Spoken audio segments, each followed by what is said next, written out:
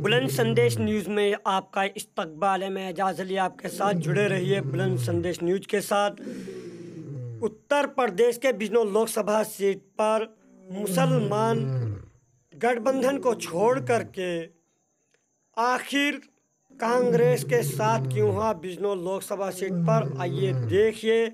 शहरबाज पठान ने आज बिजनौर में जो जनसभा हुई है नसीमुद्दीन सिद्दीकी जो कि कांग्रेस के प्रत्याशी हैं, उसके बारे में क्या कहा। अकलियत में सिख और मुसलमान और ईसाई आते हैं, खास तौर से अकलियत को अपना वजूद बचाने का चुनाव है। दोस्तों, बुजुर्गों, नौजवान साथियों, मुल्क बड़े नाजुक हालात से गुजर रहा है। आप लोग बखूबी जानते हैं कैसे कैसे षड्यंत्र रख करके लोगों की भावनाओं के साथ खिलवाड़ हो रहा है।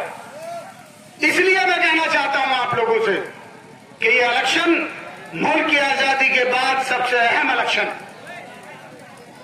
बात आती है किस पार्टी को जो है हम वोट दें, किस पार्टी का जो है हम चुनाव लड़ाएं। हम हिंदुस्तानी हैं, हम हिंदुस्तानी हैं और जहां हिंदुस्तान का फैज होगा, जहां हिंदुस्तान की आवाम का फैज होगा, हमें वहां पर वोट डालने में कोई गुरेज नहीं है, चाहे वो कोई भी पार्टी हो। अब पार्टी आप लोगों को देखनी है। एक वो भारतीय जनता पार्टी है कि जिसकी नींव इंसान की लाशों पर रखी हुई है।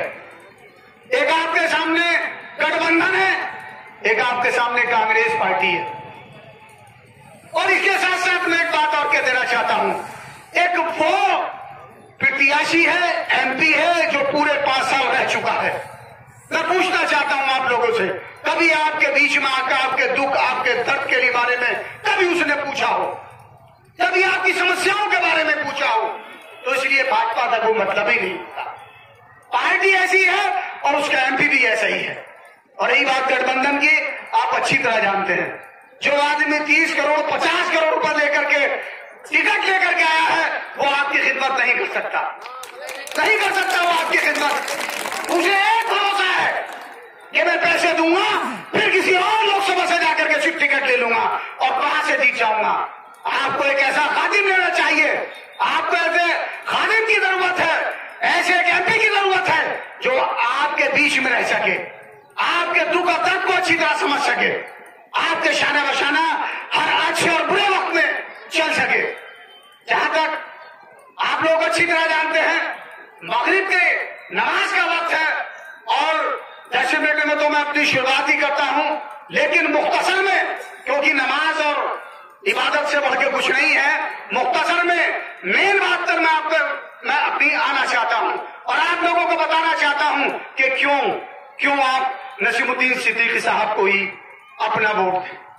दोस्तों, बुजुर्गों, नौजवान साथियों, प्यारे बच्चों, ऐसा कैंडिडेट हमें मिलने वाला नहीं। इस विधानसभा के अंदर 2 बड़ी अहम चीजें आई, मैं याद दिला देना चाहता हूं आपको। एक आया पुल, वो पुल जो दतियाने से हस्तिनापुर मेरठ को जोड़ता है, आपको शायद पता नहीं होगा उस पुल को देने वाला कौन है। हमारे लिए फख्र की बात है कि जिसने आज हमें पुल दिया और वो पुल चलने जा रहा है, सड़क पूरी कंप्लीट हो चुकी है, वो कोई और नहीं है, वो आप नसीमुद्दीन सिद्दीकी साहब ही है। और आप अच्छी तरह जानते हैं कि यहां से 45 मिनट का रास्ता मेरठ होने का मतलब आप समझ सकते हैं। आप समझ सकते हैं कितनी सहूलियत का मामला।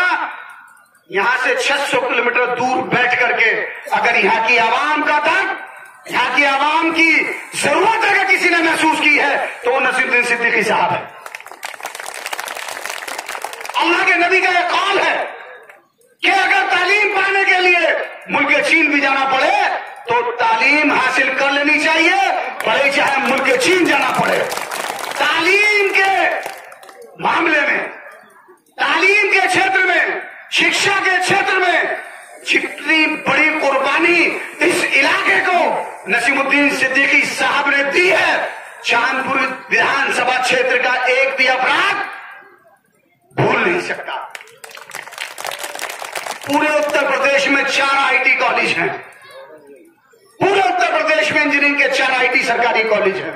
एक बांदा में है, एक बिजनौर में है, एक कानपुर में है और एक शायद इलाहाबाद या लखनऊ में है।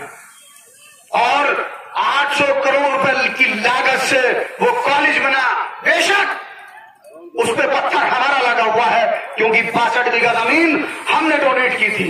हम जानते हैं कि पढ़ाई की अहमियत क्या है, इसलिए हमने वो 62 बीघा जमीन दी। लेकिन वो 62 बीघा जमीन सैकड़ों साल से धूल भाग रही थी।